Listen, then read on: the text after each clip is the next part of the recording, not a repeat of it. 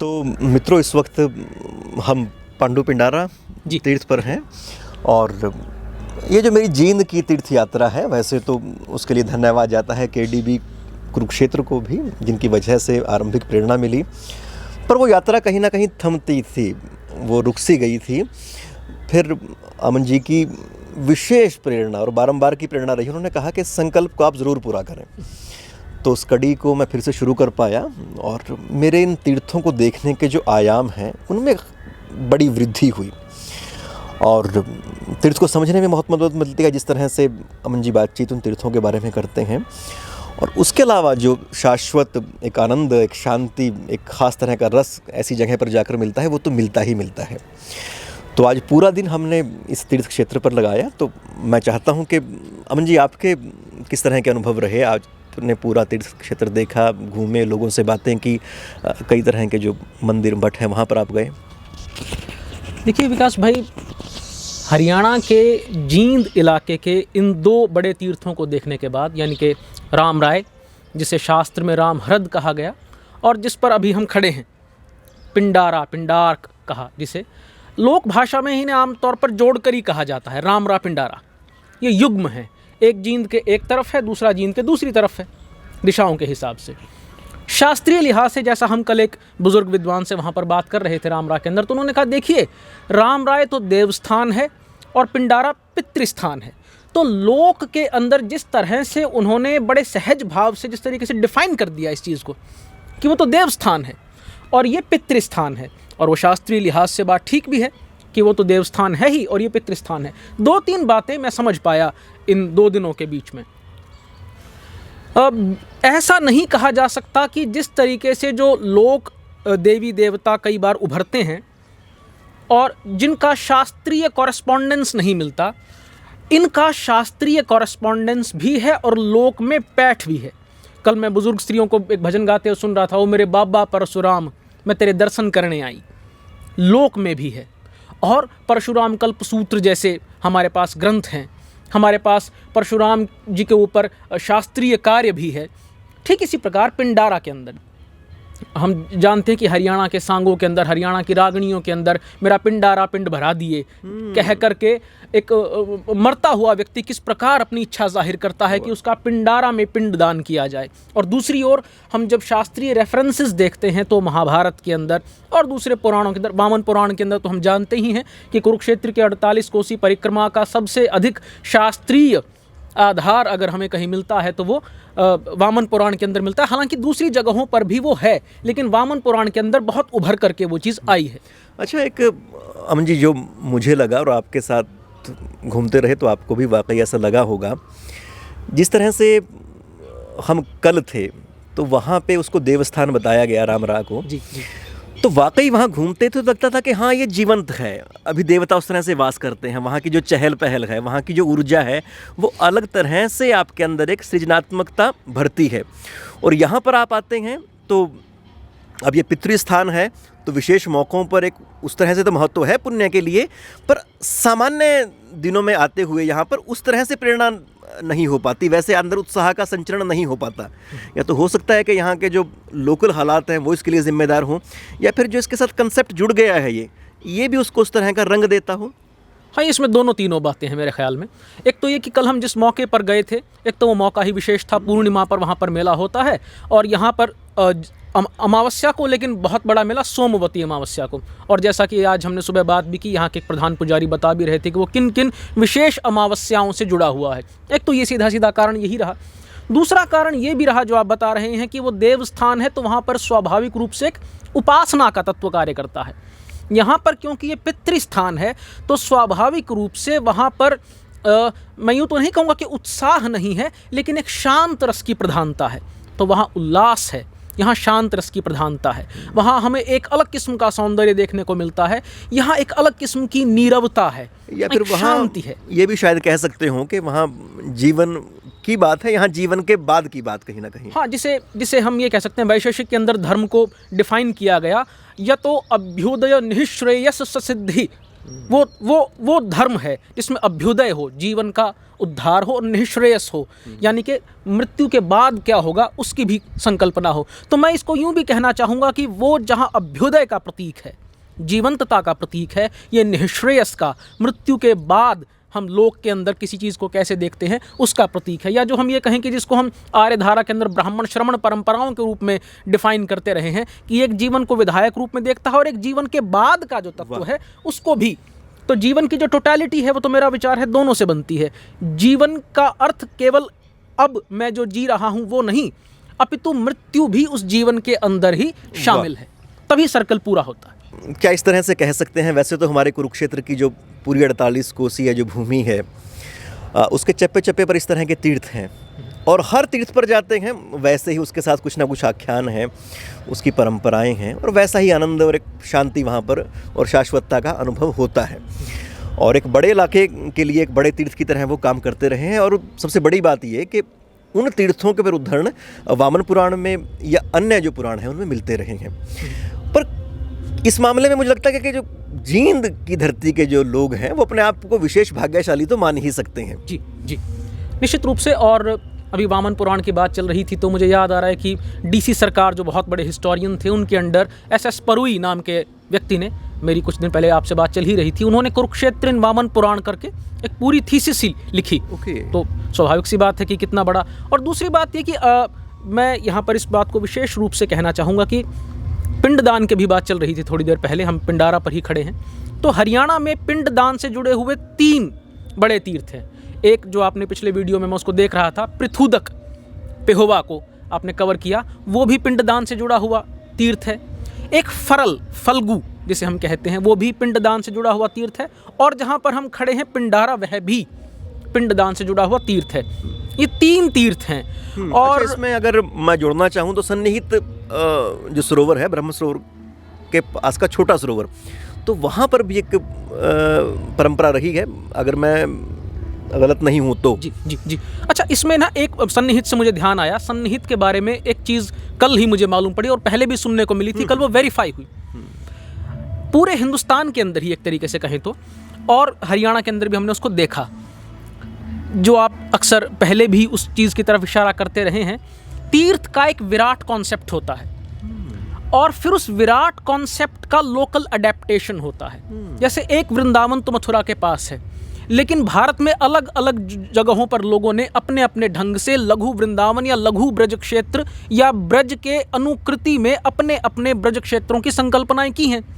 ठीक उसी तरीके से बिहार में जो गया क्षेत्र है, पिंडदान का जो क्षेत्र है, उसकी संकल्पनाएं कैसे अडेप्ट होकर हरियाणवी लोक के अंदर, और वो शास्त्र में वेरीफाई होते हुए, मैं फिर से इसे कहना चाहूँगा, लोक के भीतर तो वो हैं ही, लेकिन वो शास्त्र के वेरिफिकेशन के साथ आ रही हैं पिंडदान की परंपरा। सन्निहित की बात चली थी अभी, सन्निहित आपके कुरुक्षेत्र में भी है, सन्निहित कल हमने राम राय के अंदर भी देखा।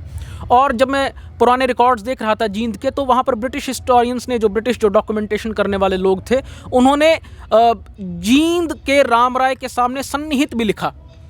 तो क्या 2 सन्निहित हैं?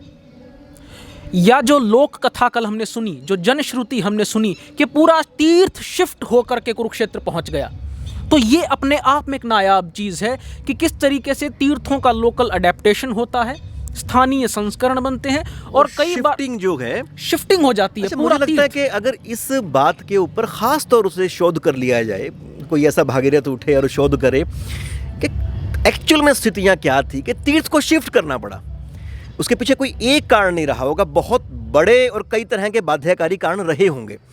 अगर उस कड़ी को भी जोड़ ले तो कई गुत्थियां सुलझ सकती हैं। निश्चित रूप से। और उस पर मुझे लगता है कि जो वासुदेव शरण अग्रवाल जी कहा करते थे कि 2 किस्म की रिसर्च होती है, एक तो वातातपिक बाहर घूम के धूप में, एक होती है कुटी प्रावेशिक कमरे में बैठ के। तो मैं चाहता हूं कि अगर हमारे हरियाणा के ही अपने रिसर्चर्स संस्कृत परंपरा के, और संस्कृत परंपरा से मुझे ध्यान आ रहा है कि यहाँ पर हमारे जींद के इलाके के ही पंडित विद्याधर गौड़, जो काशी में इतने प्रसिद्ध हुए यज्ञ के विधियों के स्कॉलर माने जाते थे, और जब मैं बीकानेर गया अगरचंद नाहटा जी के ग्रंथागार में, तो मुझे वहाँ पर पंडित विद्याधर गौड़ अभिनंदन ग्रंथ देखने को मिला। इतना सम्मान उनका, वो हमारे इलाके के। भिवानी को छोटी काशी का कहा जाता रहा, जींद को छोटी काशी का कहा जाता रहा, कैथल को छोटी काशी कहा जाता रहा। और अभी हम जब घूम रहे थे तो 4-5 संस्कृत विद्यालय हमको पुराने देखने को मिले। और कल जब हम राम राय में थे तो एक संस्कृत कॉलेज हमने देखा ही, जो अभी भी फंक्शनल है, बड़े अच्छे से चल रहा है। तो एक बात तो तय है कि पुराने समय में इन संस्कृत कॉलेजेस के अंदर, इन संस्कृत पाठशालाओं में, इन संस्कृत शालाओं में जब विद्वान आचार्य बैठते होंगे तो स्वाभाविक सी बात है कि गोष्ठियाँ होती होंगी अपने तीर्थ के स्वरूप को लेकर के, अपने तीर्थ के शास्त्रीय आधारों को लेकर के। हमने उन गोष्ठियों का कोई डॉक्यूमेंटेशन बहुत बड़ा अभी तक नहीं देखा है, कोई रिकॉर्ड भी उनका उस तरीके से नहीं है। और मैं एक बात अगर उस शब्द को मैं प्रयोग करना चाहूँ तो एक ख़ास किस्म का स्मृति लोप है। मानो कि स्मृति लोप हो गया है हमारा, क्योंकि किसी भी व्यक्ति से पूछें कि जानकार कौन है, जी होया करते ईब तक होना। ये जो लोक भाषा में कहने का तरीका है कि जानकार होया ते करते ईब कोना। और मेरे ख्याल में इसमें एक ये भी बहुत बड़ी बात रही है कि पिछले शायद 20, 25, 30 सालों से हमने तीर्थ का मतलब कुछ घाटों का पक्का होना, कुछ मंदिरों का बड़े से और बड़ा होना मान लिया है। पर उस तीर्थ को जो असली पहचान देती हैं, उसकी परंपराएं, उनके संरक्षण का काम, उस तीर्थ के लिए शोध का काम, वो बहुत पीछे से पीछे चला जाता रहा है। तो अगर तीर्थ का वाकई हम कल्याण चाहते हैं तो एक तरह का कल्याण तो चलेगा नहीं ना। नहीं, बिल्कुल सही बात है कि उसमें मल्टी डायमेंशनैलिटी होगी और उसके बहुत सारे डायमेंशंस तो होते ही हैं। हम पिछले 25-30 साल से देख रहे हैं कि दिल्ली के आसपास जो कुछ तीर्थ हैं, चाहे वो वैष्णव परंपराओं के हों, शैव परंपराओं के हों, या पहाड़ी इलाकों के जो तीर्थ हैं, वो सिनेमाई रिप्रेजेंटेशंस के कारण, मुझे ध्यान है कि जम्मू कश्मीर का जो देवी का मंदिर है, जब एक फिल्म के अंदर उससे संबंधित गीत आया तो वो पूरा का पूरा तीर्थ किस तरीके से पूरी इंडियन कॉन्शियसनेस में आ गया और लोगों ने वहाँ पर जाना ज़्यादा शुरू हो गया।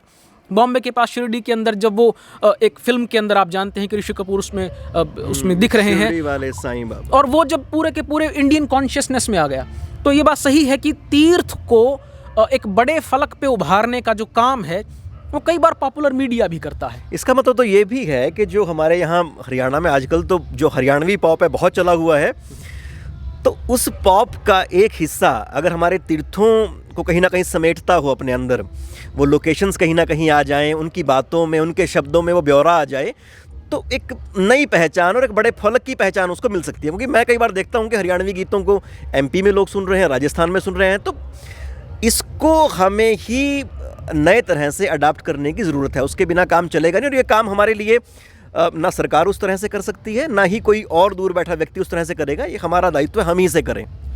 निश्चित रूप से पॉपुलर जो मीडिया है, जिसमें आपने पॉप का जो जिक्र किया, उसमें केवल हरियाणवी पॉप की बात नहीं है, उसमें पंजाबी पॉप हो, राजस्थानी पॉप हो, हरियाणवी पॉप हो या भोजपुरी पॉप हो, ये तो अभी हथियारों से और गाड़ियों से और जो है ना सुंदर दिखने वाली मॉडल्स से, उनसे बाहर नहीं आ पा रहा है। एक एग्रेशन का प्रतीक बन गए हैं ये सारे के सारे गाने। एक आप देखिए कि अगर आप म्यूट करके सुने इन गानों को तो ऐसा लगता है कि सारे गाने एक ही जैसे हैं।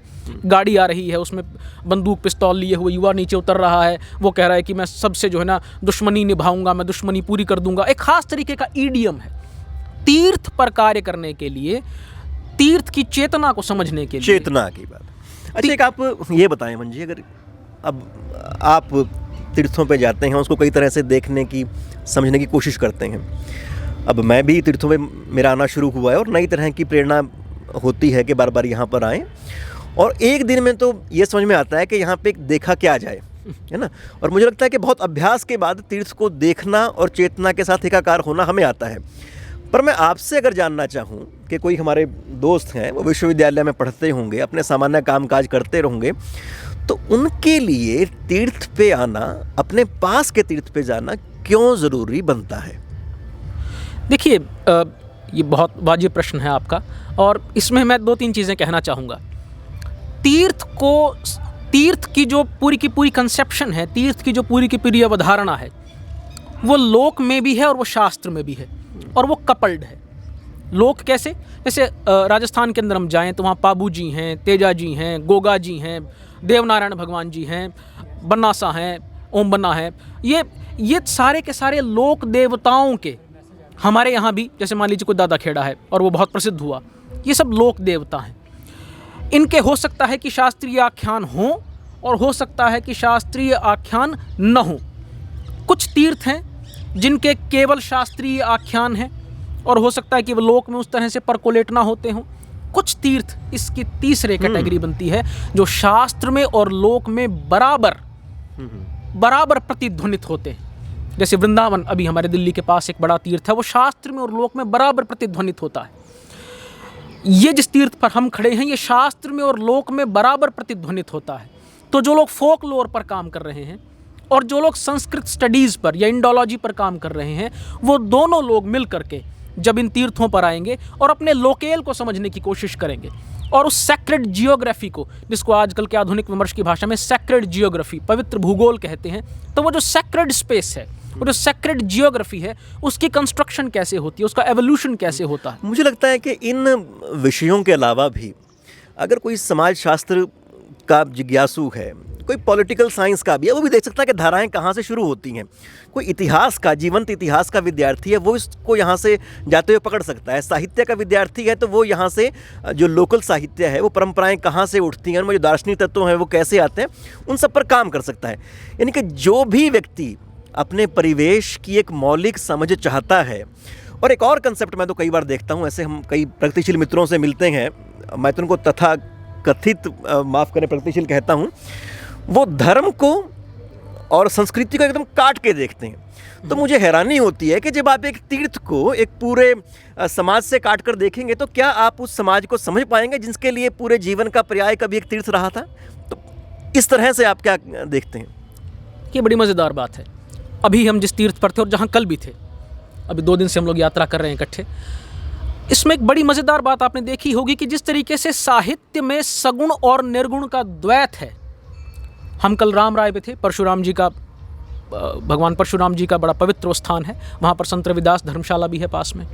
पांडु पिंडारा जो तीर्थ है जहाँ पर अभी हम खड़े हैं, वहाँ पर अभी हमने घीसा संत की जो कबीर पंथ से जुड़ी हुई एक शाखा मानी जाती है, हालांकि एक स्वतंत्र शाखा है अपने आप में, उसका स्थान हमने देखा। हमने संस्कृत पाठशालाएं भी देखी, संस्कृत शास्त्र के प्रतीक के रूप में और घीसा संत की परंपरा लोक के प्रतीक के रूप में, भगवान परशुराम जी शास्त्र के प्रतीक के रूप में और वहाँ पर संत रविदास की धर्मशाला लोक के प्रतीक के रूप में। ये युगपत एग्जिस्टेंस है, सिमल्टेनियस एग्जिस्टेंस है, इनमें कोई डाइकॉटमी नहीं है, इनमें कोई द्वैत नहीं है। वो आपको टेक्स्ट में देखने को मिलता है वो द्वैत। जब आप कबीर को साहित्य की दृष्टि से देखने जाते हैं तो आपको कुछ और मिलता है, लेकिन जब आपको वही कबीरपंथी डेरा काशी में या वृंदावन में मिलेगा तो वो आपको एक अलग तरीके की एम्बियंस के साथ देखने को मिलेगा। यानी कि जिस तरह से हमने पढ़ाई का मतलब ये मान लिया है कि हर विषय को काट के एक स्पेसिफिक तरह से पढ़ा जाए, लोक में जाते हैं तो आप उस पूरी चीज़ को समग्रता में समझने की कोशिश करते हैं, और ये सबसे बड़ा सृजनात्मक योगदान है जो हम अपनी सोसाइटी के लिए कर सकते हैं। क्या ऐसा कह सकते हैं? आप पेहोवा गए, मैं आपका वीडियो देख रहा था, मुझे भी कुछ वर्ष पूर्व पेहोवा जाने का अवसर मिला था। फरल आप गए, मैं वहाँ नहीं जा पाया अभी। ये पिंडारा तीर्थ और कलम राम राय में थे। आप देखिए कि हरिद्वार, वृंदावन, हमारे यहाँ के हरियाणा के पिंडारा, राम राय, कुरुक्षेत्र, इन सभी तीर्थों के अंदर एक बड़ी कॉमन चीज़ है, और वो क्या है? सभी बिरादरियों की धर्मशालाएं हैं। उन सब बिरादरियों के नाम गिनाने में समय लगेगा, लेकिन ऊपर से लेकर के नीचे तक, दाएं से लेकर के बाएं तक आप देखें, सब बिरादरियों की धर्मशालाएं हैं। और अगर कोई व्यक्ति सोशियोलॉजिकल स्टडी करने लगे कि कैसे ये को एग्जिस्ट करती हैं, कैसा ये सोसाइटी का हमारा मॉडल है जो 36 बिरादरी से मिलकर के बना है, कैसे यहाँ पर सगुण परंपरा है, यहाँ पर निर्गुण परंपरा है, यहाँ पर शैव परंपरा है, यहाँ पर वैष्णव परंपरा है। अभी हम जिस मेरी बैकग्राउंड में जो मंदिर दिख रहा है वो शैव परंपरा का है। थोड़ी देर पहले जहाँ पर हम गए थे वो वैष्णव परंपरा का मंदिर था। पीछे जब हम गए तो वो संस्कृत परंपरा की बात थी। दाहिने हम जब गए तो वो निर्गुण परंपरा की बात थी। लेकिन वो एक ही सैक्रेड जियोग्राफी में को एग्जिस्ट करता है। एक ही, मैं भी अंदर वो कह रहा था कि वो सब अलग अलग तरह के विचार हैं, अलग अलग तरह के उनके स्वरूप हैं, उसके बावजूद जो ये सरोवर है ये सबका साझा है। तो ये जो साझा सरोवर है, ये जो साझे समुच्चय हमारे जीवन के, मुझे लगता है कि अगर तीर्थों को हम जाएं और उसको एक आधुनिक दृष्टि से हम देखें तो तब हमें समझ में आएगा कि जो हमारा ये समाज है, जो लोक जीवन है, वो ये साझा पानी है, वो साझा जल है। इसमें जितनी बार हम डुबकी लगाएंगे साझेपन के, तब हमें अपने असल अर्थ समझ में आएंगे। ज्ञान सिर्फ उतना नहीं है जो किताबों में या बड़ी अकादमिक गोष्ठियों में है, वो आपको अपने हिस्से का ज्ञान खोजना पड़ेगा लोगों के भी। वैसे तो बहुत सारी बातें हैं जो लगातार हो सकती हैं, और अब तो मुझे लगता है कि पूरा दिन घूमने के बाद किसी और जगह पर हम होते थक जाते जी। पर यहाँ तो ऐसा लगता है जैसे आपकी चेतना नया नया प्रतिपल एक आयाम पा रही है। मुझे लगता है कि अभी हम जैसे पूरी तरह से चार्ज हो गए। तो पर फिर भी क्योंकि इसको हमें समेटना तो पड़ेगा अपनी उसको बातचीत को, तो आखिर में ऐसी कौन सी बातें हैं जो आप अपनी एक यादगारी के लिए या अपने मित्रों के लिए एक क्या टिप्पणी स्वरूप आप क्या बात जोड़ना चाहेंगे, कहना चाहेंगे? बातें तो कहने के लिए बहुत सारी हैं, लेकिन एक दो बातें मैं यहाँ पर कहना चाहूँगा। एक तो ये कि दूर के तीर्थ का जो मिथ्या आकर्षण विशेष रूप से हरियाणा के लोकमानस के अंदर या राजस्थान के लोकमानस के अंदर या उत्तर प्रदेश के लोकमानस के अंदर, ये जो दूर के तीर्थ का पर्यटन के भाव से मिथ्या आकर्षण है, उस मिथ्या आकर्षण को छोड़कर हमें अपने ही क्षेत्र में सैकड़ों वर्षों से रची बसी लोक परंपराओं के तीर्थों की तरफ यदि अगर हम मोड़ दें उस पूरे के पूरे आकर्षण को, तो मेरा ख्याल है कि अपने आप को भी समझने में ज़्यादा मदद मिलेगी। ये एक आध्यात्मिक प्रक्रिया भी होगी। जैसे इसको मैं यूँ समझ सकता हूँ कि मुझे अपने वंश का न पता हो, अपने ही कुल के इतिहास का न पता हो, लेकिन मैं राजाओं के इतिहास की पूरी किताब पढ़ डालूँ, तो वो राजाओं का जो इतिहास है, वो राजाओं का इतिहास मुझे अपने आत्म को समझने में, मुझे अपने सेल्फ की अंडरस्टैंडिंग में उतनी मदद नहीं देगा जितना मुझे अपने ही गांव का, अपने ही कुल का। ठीक उसी तरीके से सभी तीर्थों का आदर तो हमें करना ही है, लेकिन उन सब तीर्थों के साथ डायलॉग हम कब कर पाएंगे? जब मेरा अपना सेल्फ, और मेरा अपना सेल्फ किससे बना है? मेरा हरियाणवी सेल्फ, अगर मैं यूँ कहूँ कि वो जो सनातन चेतना के अंदर जो घूमता है, वो हरियाणवी चेतना का सेल्फ बना है निर्गुण परंपरा जिसे हम कहते हैं, संत परंपरा। उसमें गरीबदास जी हैं, उसमें संत रविदास जी हैं, उसमें घीसा जी हैं, उसमें कबीर महाराज हैं, और उसमें सूफी परंपरा के बाबा फरीद जैसे लोग हैं, और संस्कृत परंपरा के पांडु पिंडारा, राम राय, फरल, कुरुक्षेत्र, पृथुदक जैसे महान तीर्थ भी हैं जिनके एक बड़े पौराणिक आख्यान हैं। और इन सब के बीच में मैं कोएग्जिस्ट करता हूँ। मेरा सेल्फ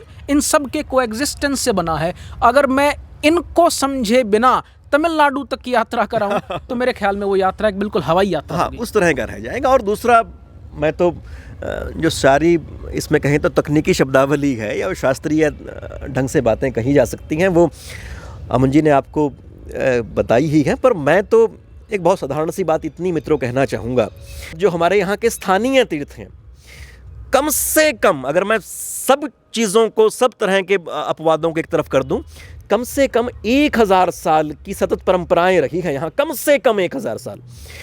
मुझे तो बहुत सारे सनातनी ये कहेंगे कि आपने इसमें कई हज़ार साल घटा दिए, पर फिर भी मैं कहूँ तो 1000 साल की कम से कम वो मान्यता रही है।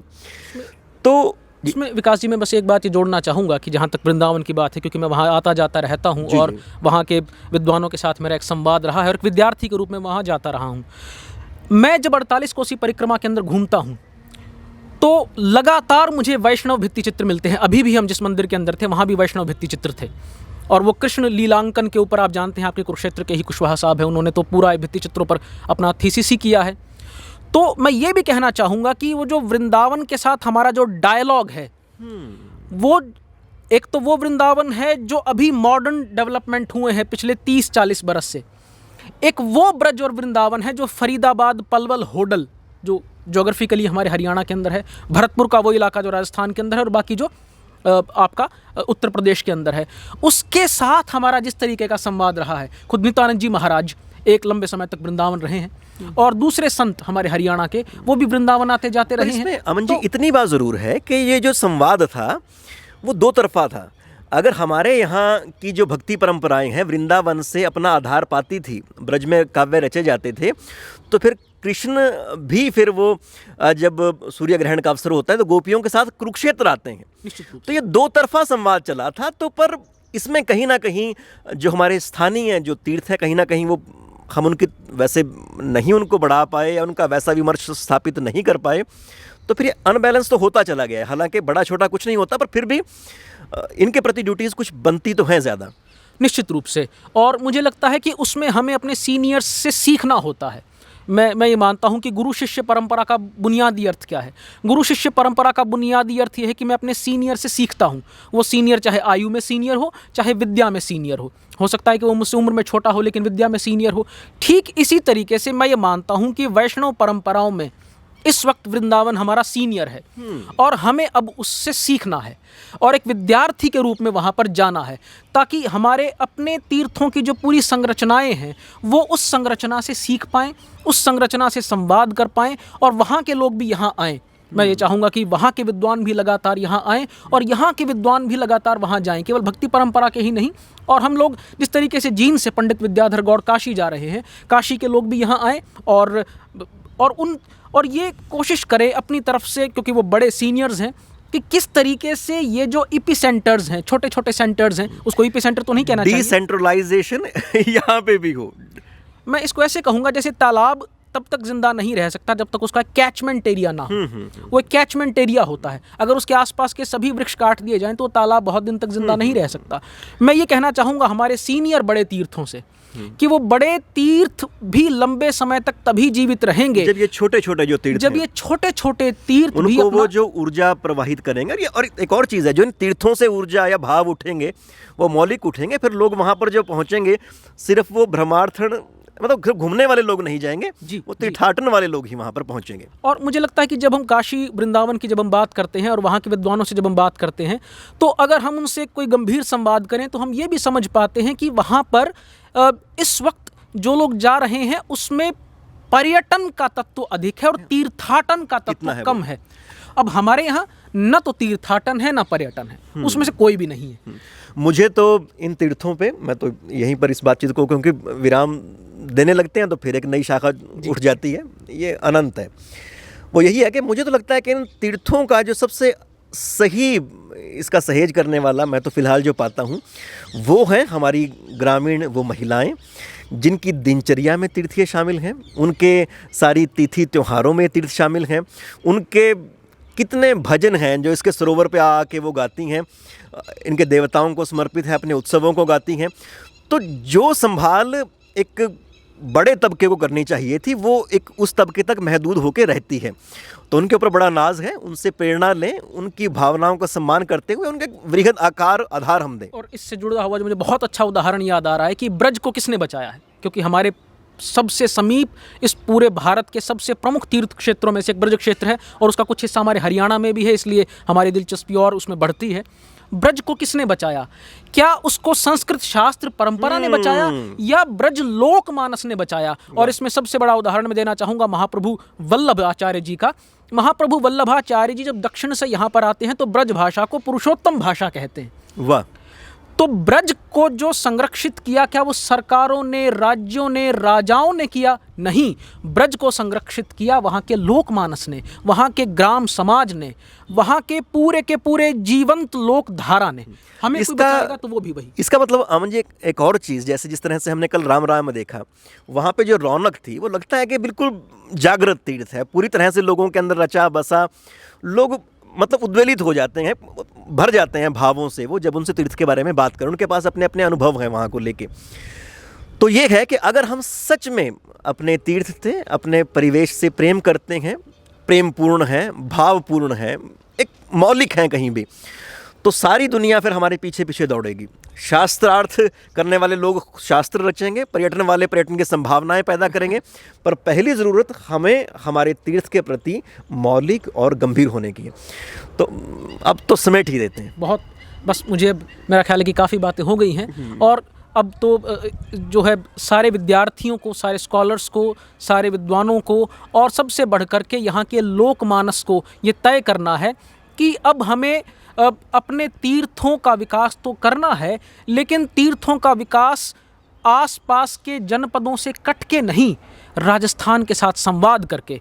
जब मैं ब्रज जाता हूँ तो वहाँ के कौन से सुंदर सांस्कृतिक तत्व हैं जो मैं अपने साथ हरियाणा लेकर के आ सकता हूँ। जब हम हिमाचल जाते हैं देवियों पर तो कौन से हिमाचली, पहाड़ी, गढ़वाली, कुमाऊनी सांस्कृतिक तत्व हैं जो मैं यहाँ ला सकता हूँ। जब मैं पंजाब जाता हूँ तो पंजाब से कौन से सांस्कृतिक तत्व हैं जो यहाँ ला सकता हूँ।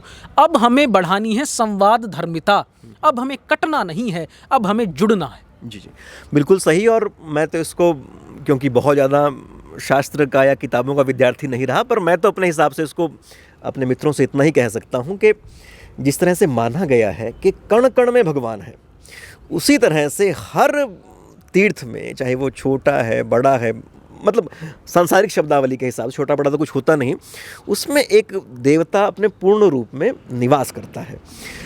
तो अपने आप को ऐसे ही भावों से आपूरित रखें, इनका पूरा लाभ लें, अपने आप को ऊर्जावान करें। तो यही एक हमारी इस जो बातचीत थी छोटी सी, उसका ये उद्देश्य रहा। तो मैं तो यही मंगल कामना करता हूँ मेरे लिए, हम दोनों के लिए, और इस पूरी यात्रा में जो संजय हैं, जिनसे ही हमारे दोस्त, उनका बहुत ज़्यादा सहयोग रहा, प्रेरणा उनकी बनी रही। उनसे और आप सब से कि आप में भी ये चेतना प्रवाहित हो। एकमात्र यही चेतना है जो इस आधुनिक के भटकाव से, नकारात्मकता से, उलझनों से, द्वंद्वों से हमें निकाल सकती है। नहीं कोई और समाधान। इसका समाधान जो चेतना में है वो किसी तर्क में नहीं है, वो किसी अकादमिक विमर्श में उस तरह से आपको नहीं मिलेगा। तो आपको दोनों चीज़ों को मिलकर जिस तरह से देखना चाहिए, उसकी शुरुआत अपने आसपास यहाँ से कर सकते हैं। तो फिलहाल यहाँ से इजाज़त दें। नमस्कार।